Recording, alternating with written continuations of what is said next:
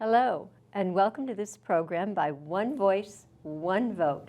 And they remind you to vote in our May 16th primary election. And they know that you need some good nonpartisan information to vote what's best for your family. So One Voice, One Vote is hosting a series of group interviews with candidates for the Wilson School Board. And we hope you will watch them all. I'm Judith Cranus, and I'm going to be the interviewer. First, we're going to talk about what a school director does. 9 school directors govern the Wilson School District. They set policy, they establish the curricula, that is what is taught in the school. They adopt the budget, and that determines the tax rate necessary to support the budget. And they select the superintendent, and they approve staff appointments. Now, school directors serve part-time. They are not paid for their work, even though it's a lot of hours, and the term is 4 years.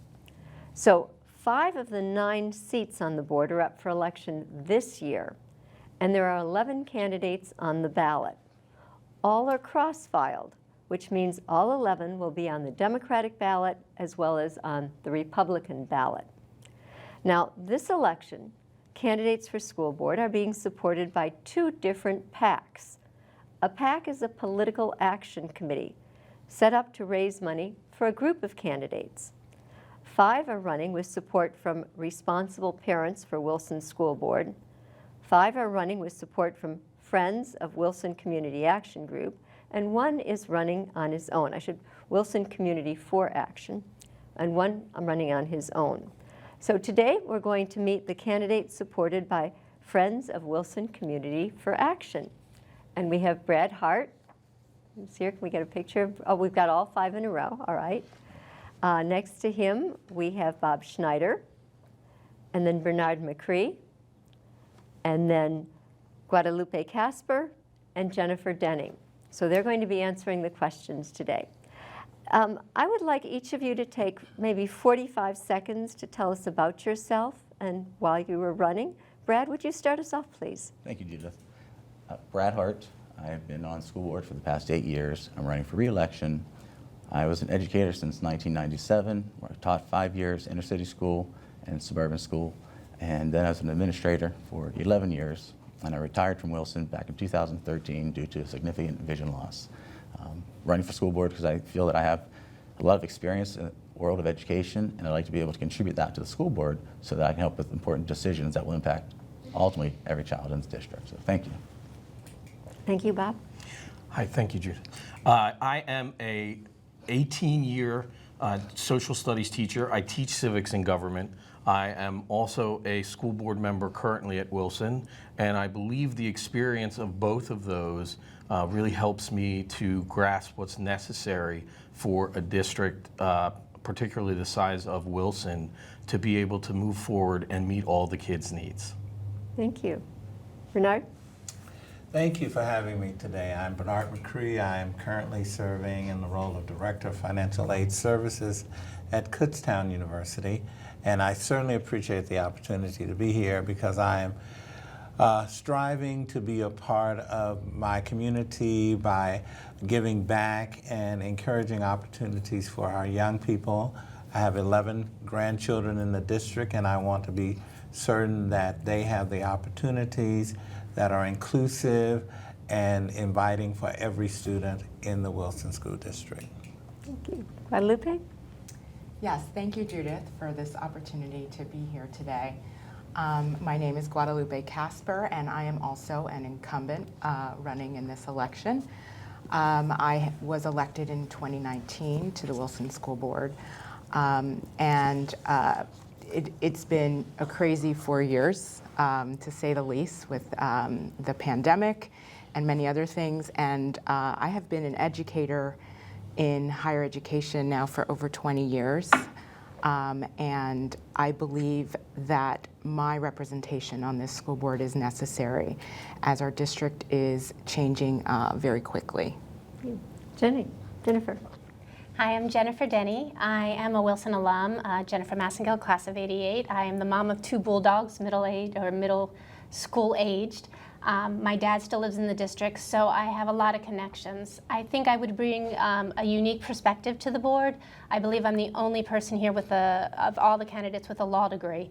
And so I would bring that expertise. I've served in the nonprofit field, I've managed budgets, I was a prosecutor, and one of my biggest goals, if I'm elected, is just to return the board back to civility and to work in the best interest of our community. Thank you all. I'm going to remind you that the cameras are out that way, so if you want to be looking at the voters, that's where you should gaze. I'm going to start with a question for Bernard, and we're going to do 45 seconds for all the questions, I think. What do you see as the biggest issue facing Wilson schools? I think I would have to agree with Jenny about civility and being able to be on the same page for our district, for our children within the district. That's very important. I think that there are some issues surrounding race and inclusion that we need to be aware of, and I would like to address those in my capacity and my experience as a higher education administrator. Thank you. Does anyone have any comments they would like to add or that might be different to what Bernard has said? Judith, I'd like to say school safety is one of the big issues with the school district. Not just the physical plan itself, but students, teachers, and administrators within the buildings keeping safe from outside sources of influence, but also when students have behavior issues, wanting teachers and students to feel safe in classroom and know there is support for them. And I think school safety is a big issue. Okay, is there another? Come real quick though. I just believe public education is under attack right now, and I think that's a really major issue for school boards. Our local school boards are under attack by a very divisive rhetoric that's aimed at really limiting and restricting information and resources for some of the most vulnerable students and families in our districts. Okay. Well, I'm going to turn to you with what was Brad's question, but safety at school, I think, is a huge issue for our families. And what do you feel we need to do to make our schools safe? Well, I'm a firm believer in what we call restorative justice practices, and I do believe that working with our educators and creating a supportive climate for our educators and our supportive staff to meet the needs of our students. We also, as Brad mentioned, we do need physical safety. So we do need to make sure that our buildings are safe and that our students are safe in those buildings. But I also think there's a mental health component to safety. And I think our students and our educators really need a lot of support right now to make sure that students feel like they belong and that they're safe. And we're going to come back to that later. But Brad, since this was the issue you brought up, is there something you wanted to quickly add in about 15 seconds on the safety issue? It's just important. I know when you speak to different teachers throughout the building, sometimes they don't feel safe for themselves if there's an issue happening in the classroom, if it's a medical lockdown or a lockdown for different issues. I just want our educators to know that you are supported, you will be supported, and our students will ultimately be supported too. So we'll follow the process we need to make sure that everyone's abilities are met and feeling safe. Okay, and I'm going to come to you for the next question, Brad. As we noted, the Wilson District is becoming more diversified, I should say. I noticed that in the precinct where I live, the Hispanic population is 9%, where the last census it was not nearly that high. Good neighbors, though. And Wilson has a diversity, equity, and inclusion policy. Could you tell us exactly what that means and what your view on it is? Thank you. My view on equality is making sure that everyone has the opportunity to achieve a goal. Equity, equality, that's where making sure that students with different needs, different ability levels, receive the special tools that they need to also help to meet the goal that a student beside them may not need. It's very important to keep students inclusive in the classrooms, working together, and it's regardless of where you've been or where you're coming from in life, we need to do what's best for all students because all students belong in the schools, and it's basically. Does anyone have something they would like to add into that in maybe 20 seconds? I would just say that a district the size of Wilson's has a very diverse population with a very diverse set of needs. And what equity does is it simply sets the stage for them all to be successful. And I think we're doing an excellent job at trying to meet those needs. We have work to do, but I think we're doing good so far. Thank you. Is it important, this is just a follow-up question, is it important that teachers have diversity training? Is that something that is necessary to meet the needs of the students? Bernard? Absolutely. I think that is so important because teachers need to understand, be able to understand the students that they're teaching. They're coming with different socioeconomic backgrounds. Many of their parents are immigrants, especially, and they may not understand everything that happens here. And so we want to be able for that professional to have the right tools to be able to meet the needs and accommodate the needs of that student. Okay, and anybody, Jennifer, you need to add in. Well, I believe the current numbers at Wilson is 27% minority, primarily Hispanic. And recently, the administration has started a program called Café con Leche, where parents from the Latino community, many of whom may not speak English as a first language, can come and meet with teachers and administrators who speak their language. And it's an attempt to make access to the school better and easier for a population that might otherwise not have that connection. And so I think there is a lot of progress that is happening at Wilson to recognize the diversity of our community. Thank you. You get the next question, too. Some say America has not lived up to its ideals, and we really need to hear minority voices throughout all of education. Others claim this is woke culture and emphasizes differences rather than similarities. How do you see this issue? You know, I don't know what woke means. It's a term that gets thrown around, but I think if you ask people, they can't even really define it, so I really dislike that term. I believe that I love America. I think it's a great country. I think Wilson does a great job. But if you look at 27% of our students being children of color, our teachers, our administration, our school board does not reflect those numbers. And so I think it's really important that whomever is on the school board recognizes that and continues to work within Wilson to make the school meet the needs of all the students and to reflect the diversity of the community. Did anybody have something they felt they needed to add in? Well, I just wanted to add, I work with a group of, I work with the local Berks and Reading Literacy Council in partnership with the Wilson School District to support specifically the parents of our English learners in our schools. And so I work directly with the parents who are themselves learning English and who are supporting their children as well in terms of their education as English learners. So I think it's really important for us to connect with the families of the students who are coming and arriving into our district, and they need somebody who represents them. Mm-hmm. Bob, some people have talked at school board meetings, I've heard them on the live stream, about banning books. How do you feel on this topic?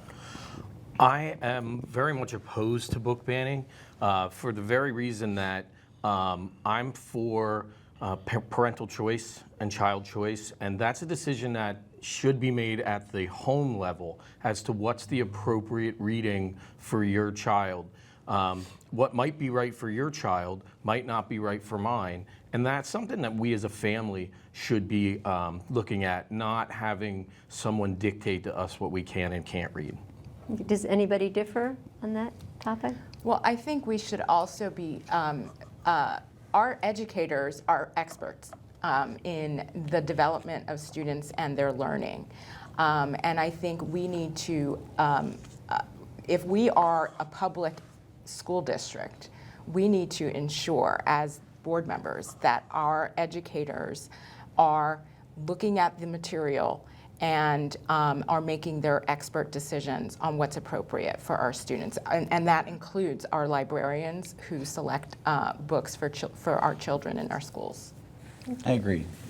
Parents should have the choice with their child to talk about it. We need to trust our educators that they're putting in the hands good material for choices, and trust our educators because they've been doing this for a while. So it means parents need to go through their young students' backpacks No, I and think- see what they've got in them. I mean, No, I and that think is if you have part an of open your- relationship Yeah. with your son or daughter, they wouldn't need to go through it. They'd be talking about it as a family at night. And not all families can do that because some parents may work at night. But at some point, they need to be in connection with each other and understand what's happening at school. And the way to do that is to talk together as a family. And if there are problems or questions, they can always call the teacher and try to set up a conference to help the parent and the child understand if they have a question. Judith, if I can, I think one thing that gets missed in the rhetoric that's being thrown around is that no child at Wilson is ever forced to read any book. They always have a choice. The parents and the child always have a choice. That's not new. And so the school already has those protections in place for parents who feel that a particular text is not appropriate for their children. Okay, thank you. And we are running a little behind time, so I'll ask our timekeeper to move things along quickly. Schools deal with all of society's problems: poverty, hunger, emotional illness, drug abuse, the pandemic. What is the responsibility of the school board to address these issues? And that's whoever wants to take that question. Guadalupe, go ahead. I think school boards are responsible for setting the climate for a district, and that climate should be one where we are supporting our educators to be able to bring out the best in our students, and be able to connect with our families in order to do that. And the real core of what public education does is to educate our children. And so we need to be supporting our teachers. I often call our teachers the black box of education because we often don't consult with them for their expertise. Does anybody have anything they want to add on that question, or I'll go on to one of the contingents, which is mental health? Okay, let's do the mental health. When it comes to that, there's been some controversy. Should it be provided by the school with people who have expertise in education as well as mental health issues? Should it be supplied by the community, or should it be private resources? And either way, I know it's going to come out of my taxes. I'm going to pay for that, but that's okay. Which method do you find best on that? Bobby, you look like you're ready Again, to speak. I will address that, and I really think I would say all three of those would be a good thing to be able to supply. If for the school to be able to meet kids' emotional needs, I think is very important. Perhaps your family is not comfortable with that, and they can opt out of it. The community needs to do more for mental health. In general, for our population, there are a lot of mental health needs out there, and I believe there is a role for private organizations as well. As a SAP team member at my school, I work with people from the Caron Foundation to try and provide services. The district does provide those supports in tandem with parents because although a child may exhibit some needs, the social emotional learning aspects of the student doesn't have to work in isolation. Parents have to be on board, they communicate with the teacher, the organization outside of the district. So we provide the supports and we work with the parents to make sure that what the child needs, the child gets. And I concur with my colleagues. We're in crisis mode with mental health. It is affecting a huge swath of our population, and our children are not remiss from that because whatever's happening in their home environment, it comes into the school because they're distressed. So every aspect that we can use in order to help them, we need to use that in order to communicate with their families for them to have better support emotionally. We're switching now to money. This group is supported by a PAC. I think it's the first time in my memory we've had PACs that are active in school board races. Do you have any idea how much money is raised? Is it coming in small donations, large donations? Is it mostly from people in the Wilson district? Is it from organizations inside, outside the district? Anybody have information on that? Bob? I don't know dollar amounts or anything like that, but I was told by this organization that they did not want any money coming from outside the district, that they wanted this because their purpose, from what they say, is to help and benefit Wilson families and Wilson community. And so money from outside the district is not something they were interested in as a means to just move along and their agenda. One of the reasons the PAC was created was because nationwide there is a push for large outside national groups to try to get their agenda in local school districts. And a lot of money is being placed into local districts to get national agendas into play. And this group has committed to supporting Wilson. And that's why we all agreed that the PAC should only accept money. We would only be aligned with a PAC that accepts money from Wilson families, because we are here for Wilson students and Wilson families. And that's keeping things Local. local. Keep it local. Since we are almost out of time, I'd like each of you to take probably 30 seconds to say why people should vote for you. And one of the questions we get a lot when people are cross-filed was, well, how do I know what party they're really registered in? So I'd ask you to include your party registration in your comments. So we'll start with you, Jennifer. We'll start the other end of the table. Okay, well, I am registered as a Democrat. I am fiscally conservative. I am moderate to progressive in terms of social things. And quickly, I just want to touch on two issues that haven't been discussed that I think are important to keep in mind that are coming up and why I think I would be a good candidate. There is going to be a change in the funding mechanism for schools in Pennsylvania. There's recent case law that has said our funding mechanism is unconstitutional. The other thing is charter schools, and there's legislation that was put forth by Senator Schwank that says that we don't have to pay, if this is passed, if we have, which Wilson does, a cyber academy, we don't have to pay for outside academies, which would save $1 million to Wilson families. And I would bring expertise in both of those fields, and I hope people will look into them before voting. Thank you, Guadalupe. Yes, thank you. I am registered as a Democrat, and as Judith mentioned, we all cross-filed. I think I should be the candidate to vote for because I bring in the last 4 years of experience working already on this board as the only person of color on this board as well, considering the growth rate of our Hispanic population. I am bilingual in Spanish and English, and I have been very supportive of our families who are growing in our district. I am also just I have 2 daughters in the district. I'm a mom, and so I have a really important stake in being here. Thank you. Bernard. My stake in being a school board member for Wilson is that I believe in transparency, I believe in strong communication, and I also believe that inclusion, diversity, and equity are very, very vital tools that we need to have in this district. As I've said, I'm the grandfather of 11, but as my grandchildren tell me, I'm everybody's pop-pop. So in this race, I'm everybody's pop-pop because every child in this district matters, and their education matters. Public education is under attack, and I will not stand idly by and allow it to be cut up and sorted and disassembled by some folk who decide that that's what their personal agenda is, because my personal agenda is all the children of this district. Thank you. And did you mention your party? Democratic. Oh, okay. Bob. I am currently registered as a Democrat. I have also been registered as a Republican, but as I saw shifting values in the parties, I felt the need to switch. Why I think I'm best suited for this position, or one of 5 best suited, like Jenny said, I am also a Wilson grad. I have children at all 3 levels, so I'm very, very vested in it. But as Lupe said, my experience as an incumbent, my experience as a high school social studies teacher, all lend to my ability to help govern the board. Thank you. Brad?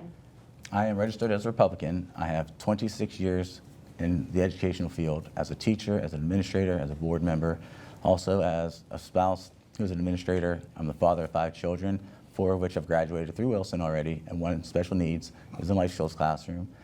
I understand special needs children. With myself with disability, I want to do what's right for all children, whether regardless of a disability or not. Children need to be served at their own individual level. And with those experiences, I would ask for your vote for Brad Hart. Thank you. Thank you.